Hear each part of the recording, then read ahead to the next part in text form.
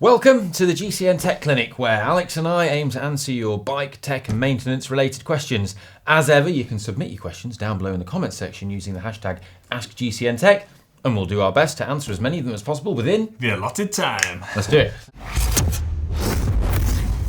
First one is from N Censorship 874. They say, my question is this: exactly how does the sealant in tubeless tyres get to a puncture if you're using a foam tyre insert, for example the cush core? Also, how do you put the inserts in there? Insert them first and then add the sealant.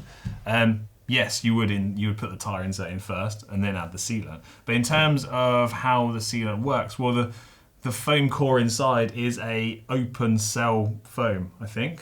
Yeah, well, foam. They all work in a different way. Yeah, I mean, the foam has the sealant sort of in it, in the same way that your dish sponge has soapy water in it when you put soapy water in it. It's just like, yeah, it's permeable. Yeah, it depends on what type of insert you're using, but some of them will, when you have the tyre pressure in there, it will squash the foam core down, and then the tyre sealant is like flowing around the outside. And then if you get a puncture, the sealant can work and act in its normal way. Yeah. And then if the air pressure deflates fully, then the foam core inside expands to fill the tyre out. Yeah.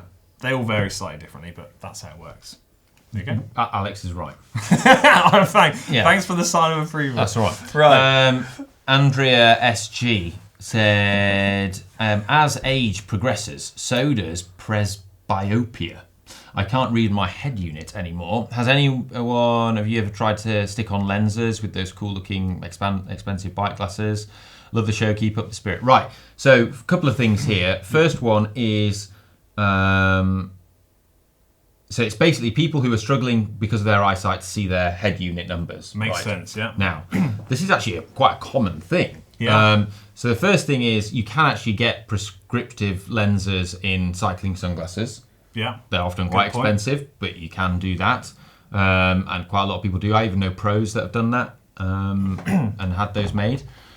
The other thing is like, what's a good thing about, like, with the Wahoo I think I know what you're going to say. Is you just press the button on the side of the screen. So if you get like the bigger one, the Roam, with the bigger screen, that's nice because it's got a big screen. That helps. You can press the buttons on the side to make have 2 or 3 data fields on the screen.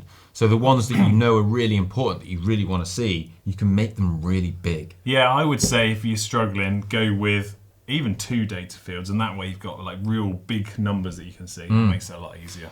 Because that's what my dad does. The other thing I would say is experiment with the angle that the head unit sits at. Maybe tilt it up slightly so it's a bit easier to read. Yeah. Why not? Yeah. Okay, next question. This one is actually from Teresa Murphy. They say, hello, I train on your videos, watching all of the climbing videos, but I still suck on hills. I've done really well in Grand Fondos in my age group and category, probably because the Fondos I do also have downhills. I'm guessing it's just mental. They said they bought a Trekkimondo because they said it's good for hill climbing, but they have not found this to be a case. Why does a bike, or how does a bike, is said to be good on hills? Hoping we can answer this question. Thanks, Teresa. Love the videos. Well, let's be clear. There isn't a certain type of bike which is just good for riding up hills. No. Like, yes, if you want to cycle uphill, generally you want to try to have a slightly lighter bike, but that isn't the be-all and end-all of it, is it? No. So the two things that are going to make a bike better at going up hills are it being lighter, and it having gearing that makes it easier to ride up those hills that you're trying to ride up. I also think there's an element of stiffness, but most bikes are pretty stiff. Yeah. I'm going to say, judging by how they've positioned their question, that they're perhaps using a lot of our indoor training videos. So therefore, I think they might not be simply practicing climbing enough out in the real world. That's something that I would consider. Yeah. The bike sits at a different angle. That's a big one, actually. The bike sitting at a different angle, because that, when we speak to bike fitters, they explain it actually changes the geometry of how your muscles are actually working when you're climbing, especially if you're climbing seated, which is considered to be more efficient. So an easy fix that you can do, costs you nothing, is to simply, when you're doing those indoor training sessions, prop up your front wheel with some books. Yeah. And then that way you're angling your bike up, which is simulating being on a gradient and riding up hills. And that I find really does help, especially if you do that over lots of training sessions. Practice makes perfect at the end of the day, doesn't it? Yeah. Okay, next question. And next question is from Stroke T, who says, can you explain how an inner tube has rolling resistance when it's not in direct contact with the pavement and it doesn't roll around within the tyre because the valve stays in the same position? Thanks in advance. Well, it's all to do with the deflection of the sidewall of the tyre. If the inner tube is on the inside of the tyre, and if the tyre's having to bend, the inner tube's having to bend as well. So therefore, a small amount of energy is going into overcoming the resistance from the inner tube. And it's down to our old friend hysteresis. That's the word I was looking for. Where we've done videos on how tyres work, so make sure you check those out if you want more information. But what it fundamentally is that the hysteresis losses, which are like energy losses within the system, are less with a latex inner tube than they are with a butyl inner tube. Simple then. And that translates to rolling resistance. It's kind of like, it does almost feel like one of those things you've just got to accept that is a fact, that tyres and inner tubes, like hand in hand, will affect your speed. If you rock around on standard butyl tubes and then you switch to like latex tubes, you feel it. There's no placebo effect there. They feel really good. Okay. Also, really cheap upgrade as well. Next question in says, my wife bought me a power meter crankset, FSA power box. God, what a lovely present. But they bought the wrong crank arm length. I've been riding 175 forever, and various formulas suggest using something in the region of 177 to 178 millimeter range. However, the new one is 170 millimeters. Would that work well with my gravel cross commuter setup? I'll be sticking with 175. Do you know what? I reckon she's actually bought the right crank length. Yeah, I would say that.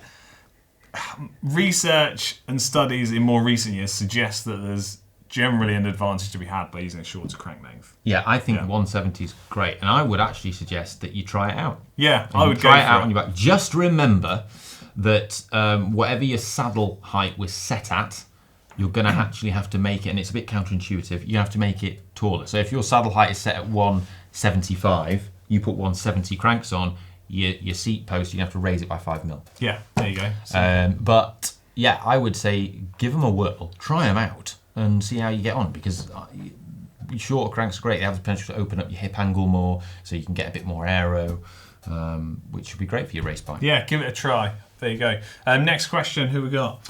Next question is from B. Peterson, who says, have track racers made the switch to tubeless tyres, or are they still rolling around on tubulars? Please explain why they make the tyre decision that they do. Well, this is pertinent because the Paris Olympics is fast approaching. I want to say the vast majority of track racers are still using tubular tyres because they can pump them up to super high pressures because they're riding on a silky smooth surface.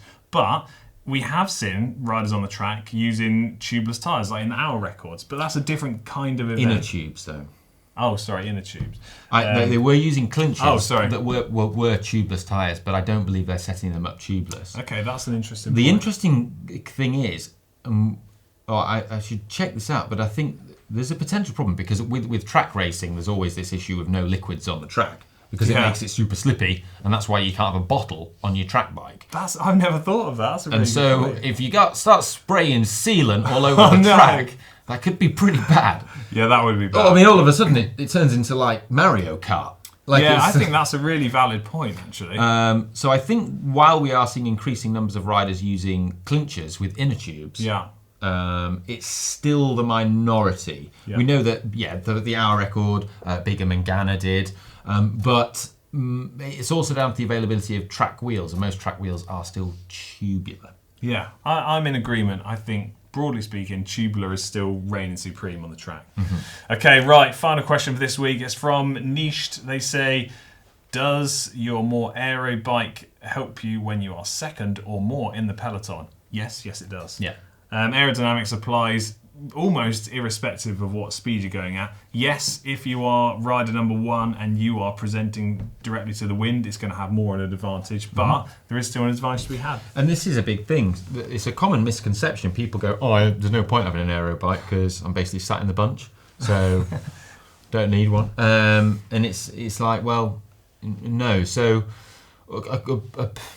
a way in which, riders are increasingly looking at improving their performance in races is like saving energy, right? Like it's not about who had the highest average power over the course of the race.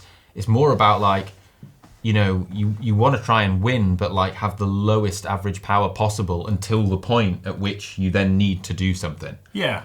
And you're gonna be saving energy all the time by being on an aero bike sat in the bunch than being on a non-aero bike. Hands down. I think there's been some really good studies on this. And correct me if I'm wrong, Professor Bert Blocken has done some really good modelling that highlights the aerodynamic drag savings for different rider positions in like a modelled peloton, which is really interesting to see. And even in the middle, there is still a saving to be had. Yeah, and it's that. It's also your position. So irrespective of your bike, you know, if you're riding on the drops and you're drafting behind someone, you're saving more energy than you were if you're just riding on the tops. Yeah, that I like that you've added that dimension in. It's the same principle. Yeah, body position is more important than the physical aerodynamics of the bike, but an aero bike will still be more advantageous. Yeah. Okay, right, that's it for this week's Tech Clinic. I say it every week. Apologies if we didn't answer your question, but keep being persistent. Put it in the comments section down below, and we'll get to it in the coming weeks. Right, we're out of it. See you later.